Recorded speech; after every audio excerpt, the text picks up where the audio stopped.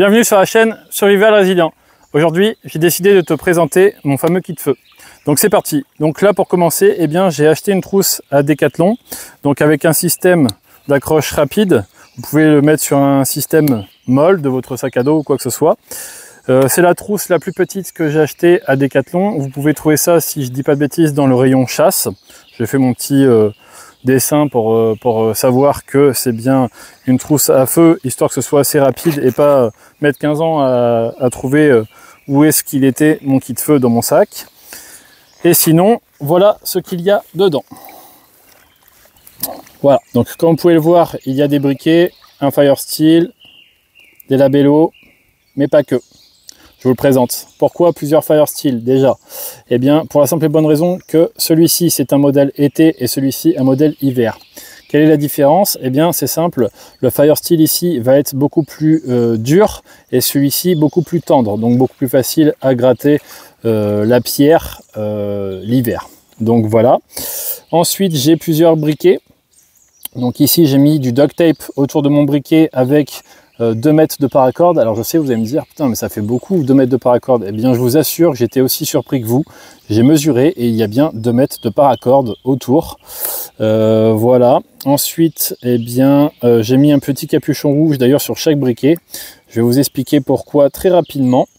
Eh bien, pour la simple et bonne raison, c'est que si vous faites tomber vos briquets, eh bien, la plupart du temps, ils vont couler. Et en plus de ça, à partir du moment où ça touche l'eau, eh bien, ça risque de s'oxyder et d'avoir de la corrosion et oxydation dans tout le mécanisme. Et du coup, bah, vous allez plus pouvoir utiliser votre briquet. Tandis qu'avec ça, eh bien, au moins, il est protégé, il peut tomber dans l'eau. Vous êtes tranquille. Donc, vous pouvez aussi couper des mini-bandes de 5 mm pour venir bloquer les gâchettes afin d'éviter qu'ils s'allument par accident dans votre poche ou quoi que ce soit. Pareil, bah, là vous aurez pu aussi mettre des hameçons ou des montages en dessous le scotch et puis revenir avec le scotch par dessus. Et enfin, je vais vous montrer l'utilisation du fameux capuchon rouge. Alors j'aurais pu mettre des deux côtés, hein, parce que si jamais vous êtes amené pour X ou Y raison à traverser une rivière, à tomber dans une rivière ou peu importe, et que du coup ça tombe de votre poche, eh bien vous le retrouverez facilement, et par sa couleur et par l'aspect aussi du fait qu'il va flotter. Donc je vous montre. J'ai plusieurs briquets. Donc alors j'ai un clipper de type manuel et un briquet électrique. Si je laisse tomber le clipper, donc là il touche le fond, là il coule, vous le voyez à peine, et parce qu'il est presque vide. Donc là, ça serait compliqué pour le retrouver. Et en plus de ça, impossible à utiliser. En le faisant sécher, peut-être que vous aurez l'opportunité de le rallumer, mais je ne suis pas convaincu. Et enfin, donc là, on a le briquet électrique. Pareil. Donc là, lui, il flotte parce qu'il est quasi vide aussi. Tant qu'à faire pour la vidéo, j'allais pas prendre des briquets pleins. Mais s'il était plein, il aurait coulé. Et ça, c'est pareil, même en le séchant, il sert à rien. En revanche, si je jette moi mon briquet dans l'eau, comme vous pouvez le voir, il flotte et vous n'avez pas à mettre 15 ans pour le retrouver. Hop. Et par contre, lui, si je le sèche, donc là je vais sécher mes mains, j'enlève le capuchon, j'enlève avec la protection de la gâchette et là, du premier coup. Donc, vous savez ce qu'il vous reste à faire pour protéger vos briquets et d'éviter qu'ils tombent dans l'eau et qu'ils soient complètement inutiles. Donc ça, c'était pour la partie briquet et fire steel. Donc ceux-là, ils servent à rien. J'ai donc là le bouffadou que je vous ai montré. Hop, ici, pour ceux qui connaissent, vous soufflez par ici afin d'allumer et de souffler votre feu pour pas vous brûler. Un ustensile très important à avoir avec soi afin d'éviter tout accident de brûlure. Ensuite, ici, j'ai des labellos et des tampons hygiéniques. Donc vous allez savoir pourquoi. Avant ça, ici, j'ai une petite carte avec du scotch duct tape. J'ai à peu près 4 mètres de scotch duct tape. Si vous avez besoin de réparer quelque chose ou même utiliser le scotch en tant qu'amadou, c'est un très bon allume-feu. Donc sur une ancienne carte que j'utilise plus, j'ai à peu près mis 4 mètres de scotch autour. Donc ensuite, c'est parti Pourquoi du labello? Eh bien, la simple et bonne raison, 2 utilités. La première, ça va être de vous protéger les lèvres, mais pas seulement, ça peut aussi éviter que votre amadou brûle trop vite. Je vais vous faire une petite démonstration. Hop, je vais prendre un petit peu de tampon hygiénique. Oui, parce que là, j'ai une petite réserve. J'en ai à peu près, je dirais, 5-6 dedans. Donc, je vais mettre ça ici. Je vais prendre les briquets morts, on va les mettre ici. Je vais prendre un petit peu, bah tiens, ça c'est très bien ça, une écorce de bois, un petit peu, on va dire, de paille, hop, des petites herbes, plus ou moins sèches, hop, pour la vidéo.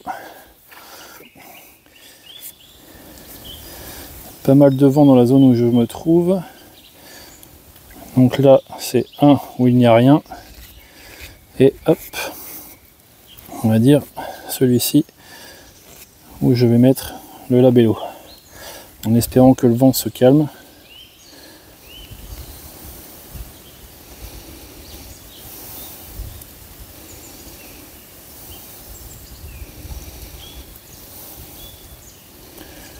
Hop là.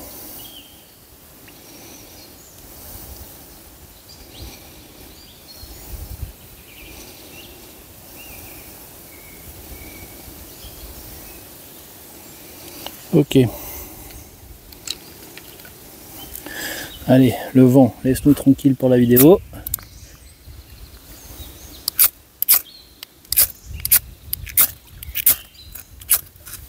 Voilà, donc on a le côté gauche où il n'y avait rien, le côté droit où il y avait le labello. Ça c'était le côté gauche. Hein. Là on voit bien. Et regardez, ça dure assez longtemps avec le labello. Vous voyez, ça fait un très bon allume-feu. Hein. Il n'est toujours pas éteint. Il y en avait les mêmes quantités.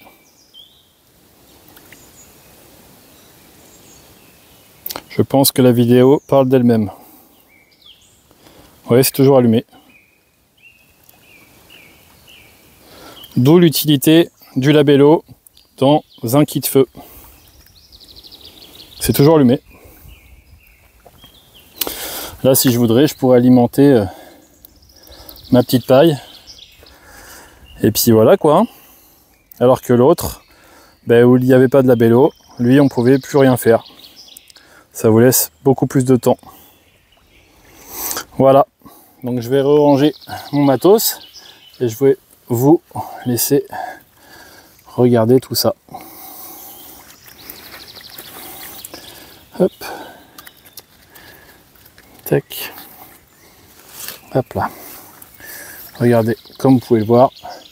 Donc ici, ma petite réserve de tampons hygiéniques. J'en ai mis 5 ou 6 dedans.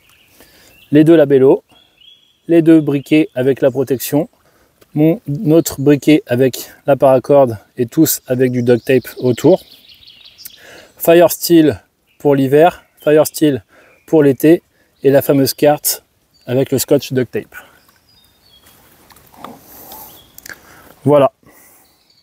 J'espère que la vidéo t'aura plu. Si c'est le cas, je t'invite à mettre un petit like et un petit commentaire. Et je te dis à plus tard dans une prochaine vidéo. En attendant, restez en vie.